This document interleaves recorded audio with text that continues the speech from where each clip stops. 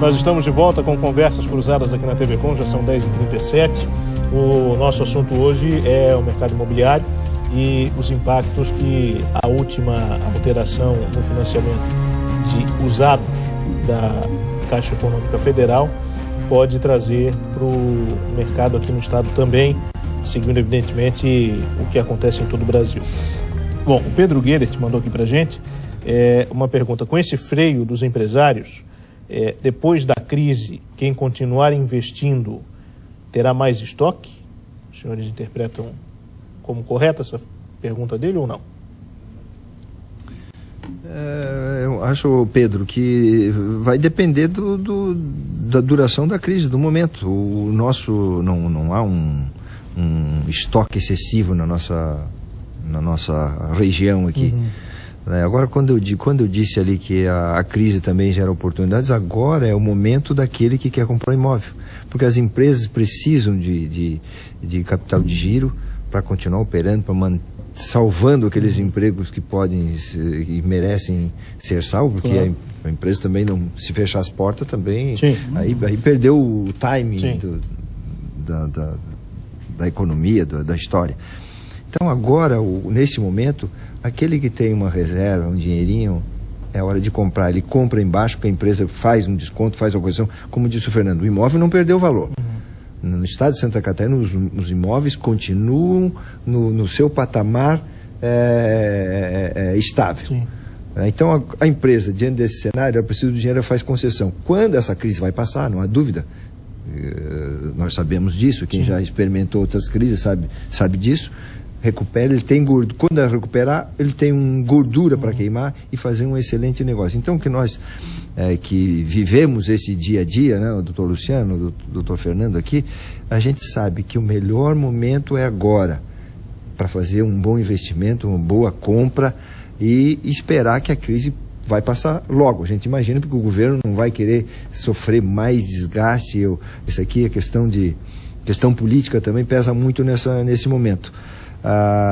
Ele tem esse ativo que tem valorização, ele pode alugar, ele pode deixar para comercializar logo que a crise passar e a Caixa retomar o nível de investimento, os bancos começarem também a flexibilizar a concessão de crédito. Claro, com isso não está se descartando as exigências que sempre foram feitas. O que está havendo hoje é uma cautela, porque o risco aumentou. Então, excesso de exigências. Excesso de exigência em função exatamente do grau de risco. Está muito arriscado, porque a taxa está muito elevada. Nós tivemos 2012, em que o doutor Luciano falou que a Selic esteve a 8, né? 8,75, 8,5. 2011 para 2012. Foi o melhor dos momentos, né, Fernando, da atividade econômica, não só para o setor imobiliário, para a economia do país. Os negócios aconteciam, os juros, a inflação estava num patamar razoável, havia segurança, havia confiança, porque essa confiança é que faz com que as coisas vão para frente, né, que as coisas realmente aconteçam. Então, começou a aumentar a Selic, e já começa, qualquer um, não precisa ser empresário nesse momento, o cidadão comum, ele já começa, o pai de família, a dona de casa, qualquer pessoa começa já a ficar preocupada, porque aumenta os juros, a inflação sobe. O que ele comprava com um determinado valor, no supermercado já não compra mais, né? Já aumentou o combustível, enfim, os impostos, IPTU, ITBI, então é um rolo compressor sobre a sociedade. O governo só cuida dele. IPTU ele não tem... O governo, doutor Luciano, é um governo, é um ente mais impiedoso que existe em qualquer lugar do mundo. Hélio, se me permite, queria completar, né? Dizendo que, apesar de não ser economista, né, a minha percepção como cidadão é de que essas crises econômicas, aparentemente de reflexo econômico, são geradas, né, por desajustes aí do próprio governo, e junto com elas, ou junto delas, existe um grande fundamento de crise de confiança, né, de confiabilidade das pessoas, dos empresários, na própria situação do país. Reflexo disso é o que o Dr. Luciano falou, de fuga de recursos da poupança. Eu, pensando nisso, trouxe até os números.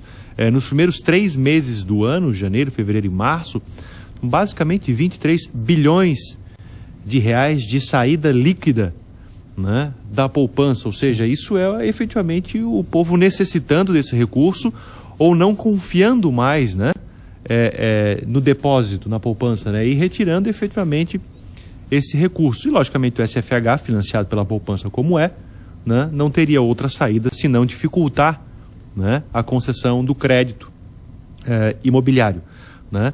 E a regra, né, muda no meio do jogo. E o que traz realmente o conceito de insegurança, né, jurídica no Brasil, inúmeros os casos, inclusive passados na televisão nas últimas semanas, de pessoas que já haviam negociado a compra de um imóvel, né, tinham o recurso para dar de entrada e financiar aí 70%, 80% do saldo, e agora de repente se vem com a necessidade de financiar 50%, e de onde é que eles vão tirar os 100 e poucos mil, 200 mil reais, né, que precisam então agora para fechar o negócio? Não vão fechar o negócio, vão desfazer o negócio, porque não tem esse recurso. Fernando, só para acrescentar aí nesse número que você traz, que é importante, e é astronômico esse valor, que seria, esse dinheiro para financiar a habitação nesse país. O governo está sugando esse dinheiro, porque quando ele aumentou os seus títulos com Selic de 13,5% e há um indicativo aí, o doutor Luciano, que é especialista, de chegar a 14% até ultrapassar, ele está pegando esse dinheiro para cumprir os seus equívocos, os seus erros. Então, sacrificando, na verdade, a sociedade, porque nessa hora o empresário fica sem condições de investir, o custo operacional se eleva, as taxas, os financiamentos também. Hoje, qualquer operaçãozinha, se você atrasa, você já tem um adicional em cima desse valor. Os empregos ficam comprometidos, os salários também. Então, o governo não é do povo? Não é do povo? Ele não está para servir o povo? E cadê o povo está sendo sacrificado para a estrutura? Porque a maior máquina administrativa e política do mundo, o Brasil tem? E por que ele não faz? Demite, ajusta essa máquina. Os Estados Unidos, na crise de 2008, se comprava um imóvel a $1. Chegou a um determinado momento. Mas isso foi muito rápido.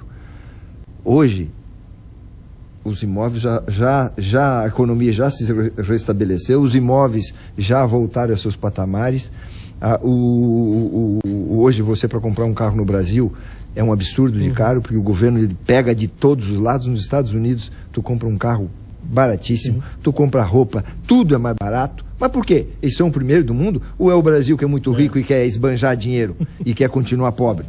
Sabe que é uma coisa curiosa? Olha as irresponsabilidades do governo. Há poucos anos ele fez um incentivo para que se comprasse ações da Petrobras com seu dinheiro do Fundo de Garantia. E agora a Caixa Econômica está com uma reserva baixa em matéria de FGTS, sob a sua administração, em virtude da própria queda do valor das ações da Petrobras pelo reflexo corrupção no Brasil.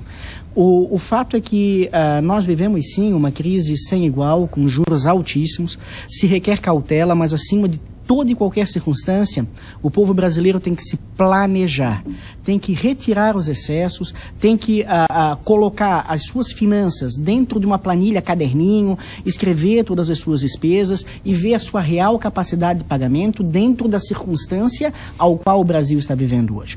Nós tivemos um aumento de dólar, o que dificultou a questão do câmbio, exportações, os nossos empresários que tinham créditos alavancados no exterior fizeram que suas dívidas aumentassem o dobro ou o triplo, dependendo do patamar do financiamento. Então, é claro, nós precisamos que o nosso judiciário olhe para a população brasileira realmente com isenção e veja que nem todo aquele que passa por dificuldade financeira realmente é um mau pagador, mas pode ser reflexo da situação que o Brasil vive nos últimos anos. Foi citado pelo Fernando aqui uma frase que é o fato, e inclusive parabenizando ao doutor Hélio, que é o fato do povo brasileiro investir muito em educação.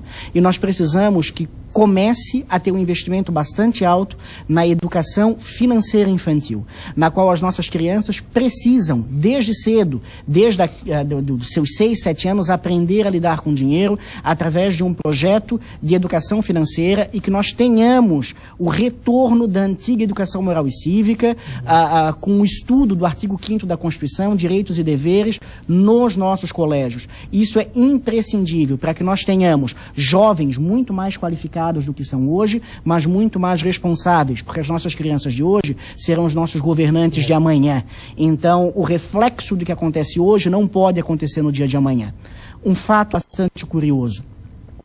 Se hoje nós formos fazer um refinanciamento na qual nós pagamos 12, 13, 14, 15 parcelas e precisarmos de um alongamento de dívida, aquele financiamento que foi contraído lá atrás, a taxa de 1,4, 1,8, 2,2, 2,8, hoje está 3 e pouco, 4, 5 pontos percentuais. Então, ou seja, o alongar a dívida faz com que tudo aquilo que foi pago em matéria de amortização de crédito volte num patamar assustador em virtude do fenômeno existente no Brasil chamado comissão de permanência e capitalização de juros, o que é uma verdadeira vergonha. Não é nada mais, nada menos do que juro, sobre juro e sobre juro. Bom, nós temos mais 2 blocos ainda pela frente e a manifestação também da audiência que está chegando por aqui. Enquanto Conversas Cruzadas faz mais um intervalo, você vai conhecer agora os diferenciais do Programa de Atendimento Corporativo do SENAC. O serviço é voltado para empresas aqui de Santa Catarina e oferece consultoria e qualificação para gestores e colaboradores. Acompanhe.